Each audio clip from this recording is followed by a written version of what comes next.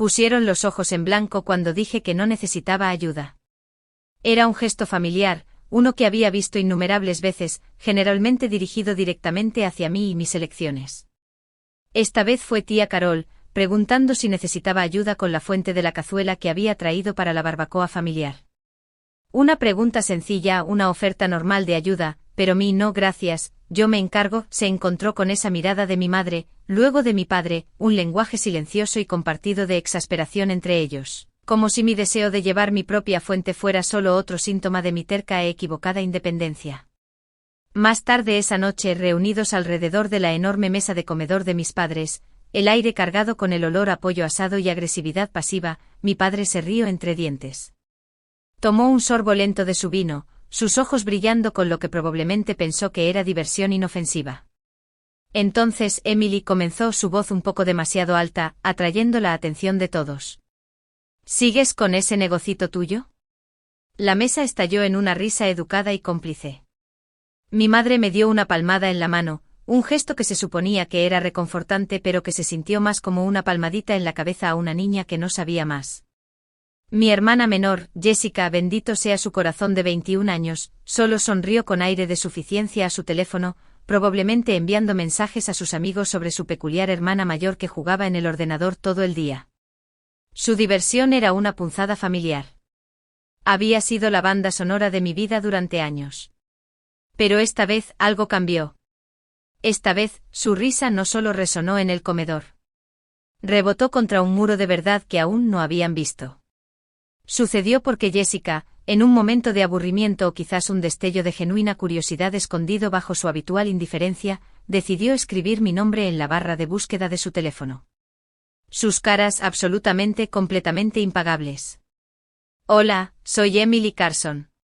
Tengo 30 años y vivo en Austin, Texas. Sobre el papel, soy una emprendedora. En realidad, soy una constructora. Construí una firma de branding digital, una empresa que ayuda a los negocios a encontrar su voz y su equilibrio en el abarrotado mundo online. La construí desde cero, desde noches en vela alimentadas por café barato en mi diminuto apartamento. Desde innumerables rechazos y una terca negativa a rendirme. La construí con mis propias manos, mi propio cerebro y mi propia determinación. Sin ayudas, sin atajos, sin un fondo fiduciario para amortiguar las caídas. Mi familia, sin embargo, nunca vio nada de eso. Vieron a Emily, la chica a la que se le daban bien los ordenadores. Emily, que trabajaba desde casa, una frase que siempre pronunciaban con una ligera, casi imperceptible, mueca de desdén, como si trabajar desde casa no fuera trabajo de verdad. Emily, que no tenía un trabajo formal con un plan de pensiones y un jefe gruñón del que pudieras quejarte en la cena de Acción de Gracias. Para ellos mi próspero negocio era un pequeño trabajito extra. Mi independencia no era una fortaleza. Era una peculiaridad.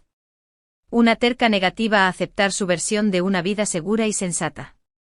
No hasta que una cena, una búsqueda casual en Google, lo cambió absolutamente todo.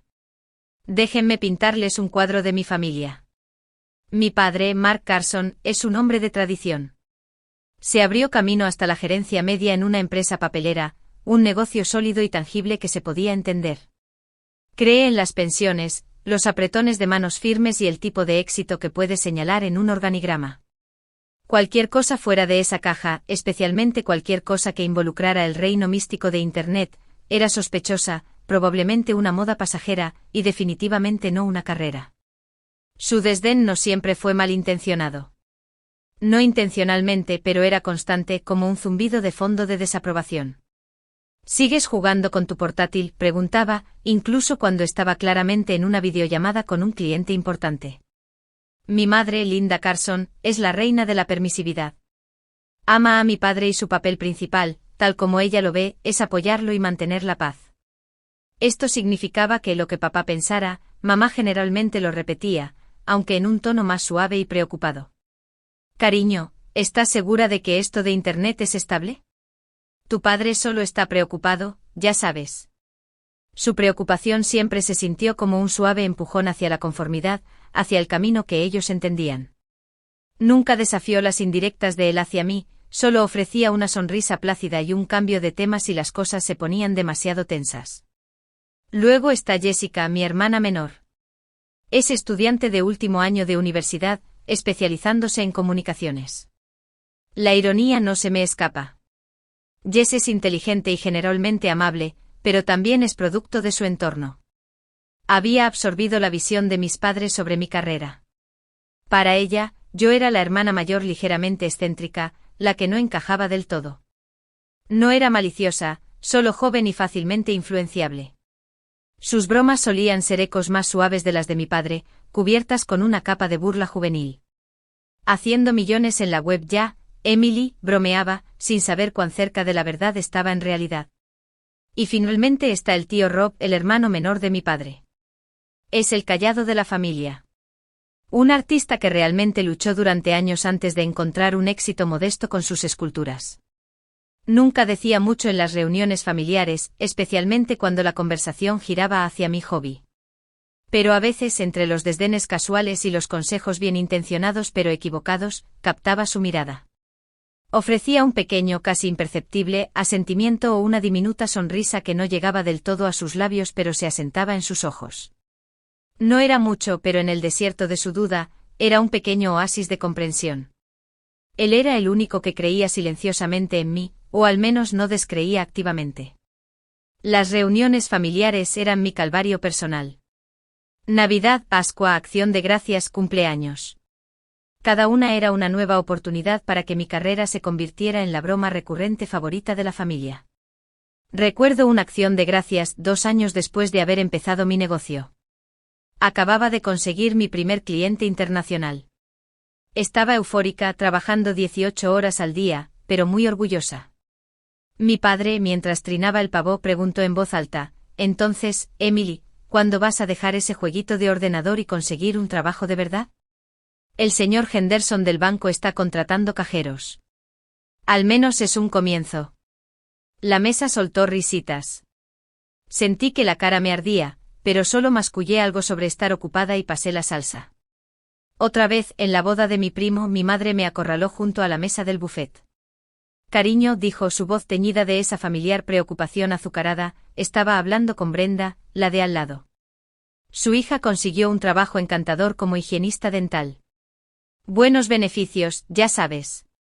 Quizás podrías buscar algo así, solo para tener algo a lo que recurrir cuando esto de Internet se esfume.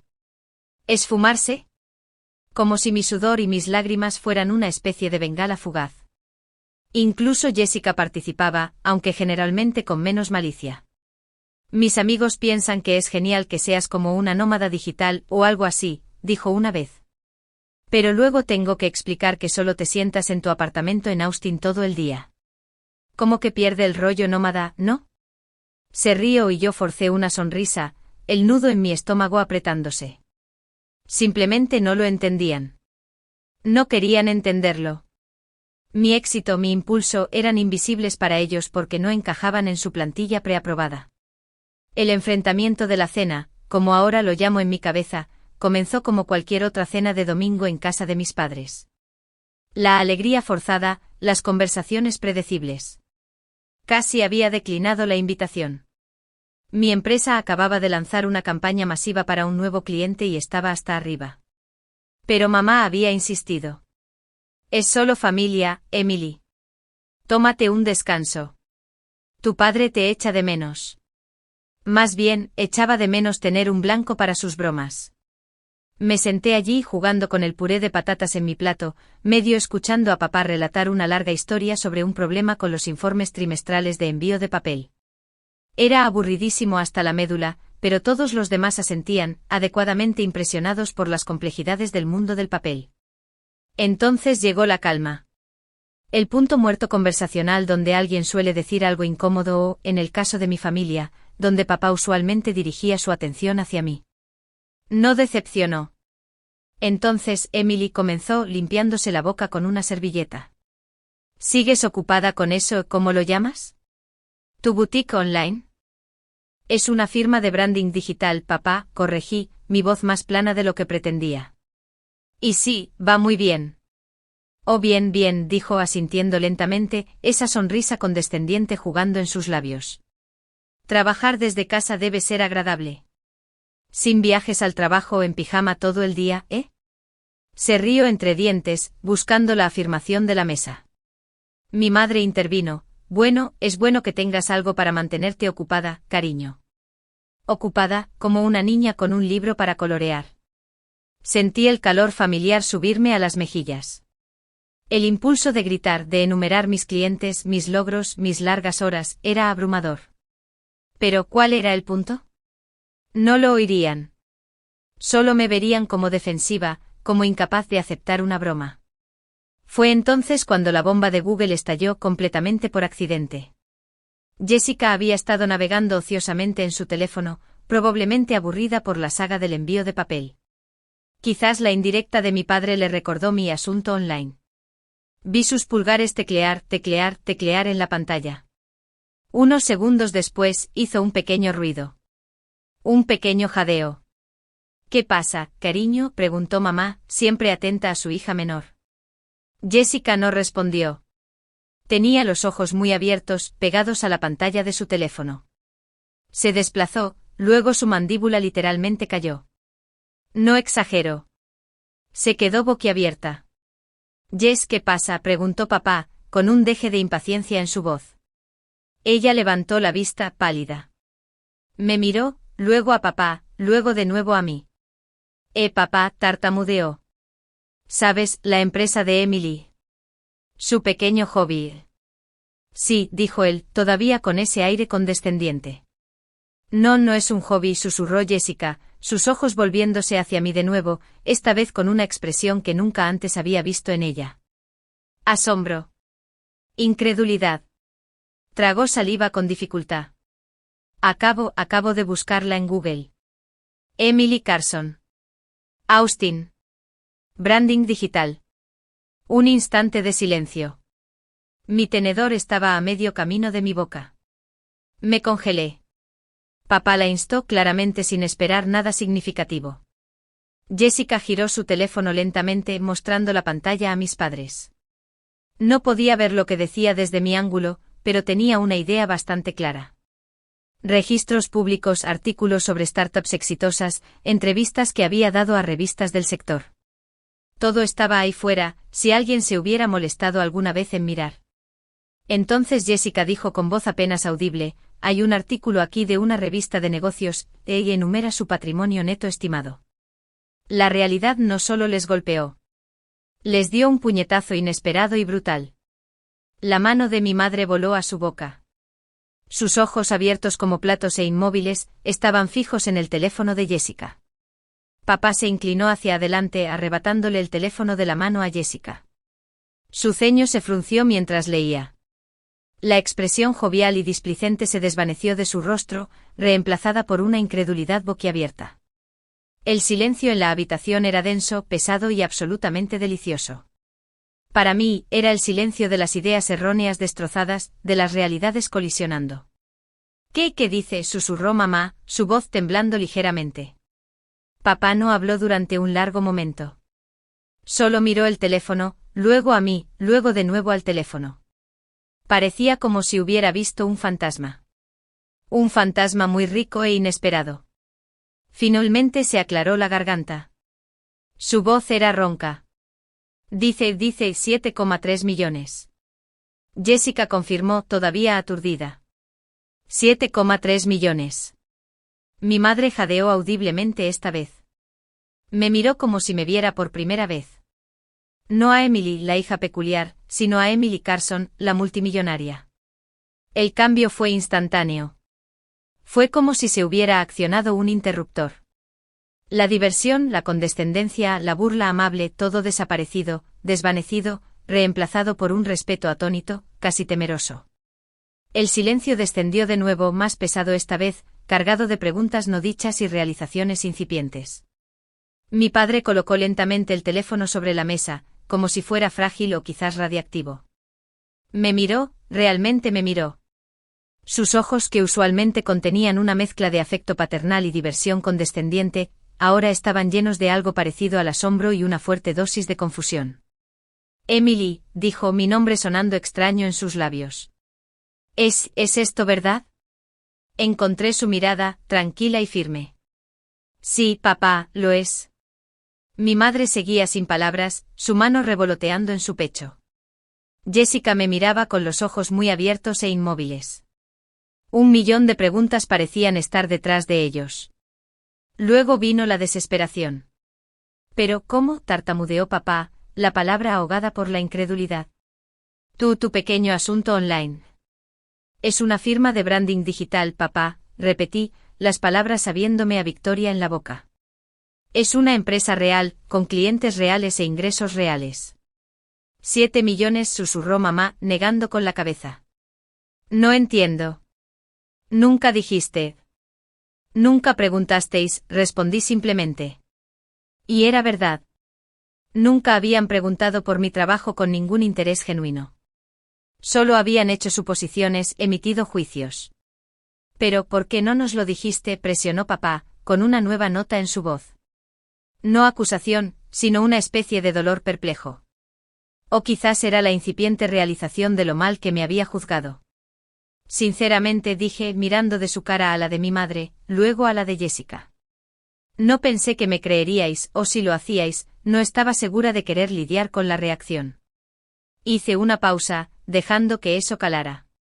Siempre parecisteis tan convencidos de que era solo un hobby tonto. El recuerdo de innumerables comentarios despectivos, las miradas de soslayo, las sugerencias útiles para conseguir un trabajo de verdad pasaron por mi mente. Los años sintiéndome pequeña, incomprendida y subestimada en el único lugar donde debería haberme sentido más apoyada. El tío Rob había permanecido característicamente en silencio durante todo el intercambio, me miró desde el otro lado de la mesa. Tenía una pequeña sonrisa, casi triste en su rostro. Me dedicó otro de esos asentimientos casi imperceptibles. Sin embargo, se sintió diferente. Se sintió como validación. Las preguntas comenzaron a surgir entonces, un aluvión de ellas. Entonces, ¿qué haces exactamente? ¿Quiénes son tus clientes? ¿Cómo empezaste algo así? ¿Por qué Austin? Era abrumador. Su repentino e intenso interés se sentía sofocante, casi más que su indiferencia previa. Todo giraba en torno al dinero, al número, no a mi pasión, mi arduo trabajo, los años que había invertido en construir algo de la nada. Respondí vagamente a algunas de sus preguntas. No les debía un plan de negocios detallado. No les debía explicaciones por mis elecciones. La atmósfera estaba cargada con esta nueva e incómoda dinámica. La fácil superioridad que siempre habían mantenido sobre mí se había ido, reemplazada por una torpe y extraña deferencia. Era extraño. Era reivindicativo. Y sinceramente era un poco triste. Después de unos 20 minutos de este intenso interrogatorio unilateral, me levanté. Bueno, dije, colocando mi servilleta sobre la mesa. Esto ha sido revelador, pero mañana empiezo temprano. Un día de trabajo muy real y muy ocupado. Un destello de algo y vergüenza, arrepentimiento, cruzó el rostro de mi padre. Mi madre solo parecía azorada. Oh, por supuesto, cariño, dijo mamá rápidamente. Debes estar muy ocupada. Sí, repitió papá, levantándose un poco demasiado apresuradamente. Muy ocupada. Por supuesto. No esperé a que me ofrecieran las obras ni a las habituales despedidas prolongadas. Solo sonreí, una sonrisa educada pero distante. Buenas noches a todos. Salí de ese comedor de su casa, y entré en el aire fresco de la noche. Me sentí más ligera de lo que me había sentido en años. El peso de su juicio, una carga que ni siquiera me había dado cuenta completamente de que llevaba, se había levantado. Justicia poética. Eso es lo que sentí. Las llamadas comenzaron al día siguiente. Primero mi madre, Emily, cariño, estaba pensando que deberíamos invitarte de nuevo pronto como es debido. Teníamos muchas más preguntas. Su voz era más dulce de lo habitual, casi empalagosa. Dejé que fuera al buzón de voz. Luego mi padre, Emily, soy papá. Escucha, he estado pensando, quizás podría entender mejor tu negocio si tienes tiempo. Había una vacilación poco característica en su voz. Buzón de voz de nuevo. Jessica envió un mensaje de texto. OMG, todavía no puedo creerlo. Tan orgullosa de ti y un poco celosa, jajaja. Llámame. Agradecí su entusiasmo, pero necesitaba espacio. Durante años había anhelado su aprobación, su comprensión. Había anhelado que me vieran, que reconocieran mis esfuerzos. Ahora que finalmente veían algo o más bien, el resultado monetario de algo, se sentía vacío. Su repentino interés no era por mí. Era por los 7,3 millones de dólares. No devolví sus llamadas durante una semana. Necesitaba procesarlo. Necesitaba reafirmarme a mí misma porque había comenzado este viaje en primer lugar. El éxito para mí nunca se trató de ostentar riqueza. No se trataba de demostrarles que estaban equivocados. No realmente. No en su esencia. Mi impulso provenía de una necesidad profundamente arraigada de construir algo, de crear, de ser independiente en el sentido más verdadero de la palabra. Se trataba de demostrarme a mí misma que podía hacerlo, que mis ideas tenían valor, que mi visión valía la pena perseguirla incluso cuando nadie a mi alrededor podía verla. Su validación cuando finalmente llegó, estaba contaminada por lo mismo que ellos mejor entendían, el dinero. No fue mi arduo trabajo, mi creatividad o mi resiliencia lo que les había impresionado. Fue un número. Y está bien, porque su aprobación nunca fue el combustible. Era solo ruido, estática de fondo que finalmente había aprendido a ignorar. El cierre que encontré no fue en sus caras de asombro o en su repentino y desesperado interés. El verdadero cierre vino de mi interior. Fue la tranquila comprensión de que no necesitaba sus aplausos para conocer mi valor. Mi éxito era mío, construido por mí para mí, y eso era más que suficiente. Era todo. Toda esta experiencia me enseñó mucho sobre la familia, sobre el éxito y sobre lo que realmente importa. Reforzó que mi camino es mío. Y la única validación que realmente necesito proviene del conocimiento de que estoy viviendo la vida en mis propios términos, construyendo mis propios sueños. Así que si esta historia te enganchó, si sentiste esa punzada de ser subestimado o el triunfo silencioso de demostrarles que estaban equivocados, no olvides darle me gusta a este vídeo, suscribirte a mi canal y comentar desde donde estás viendo.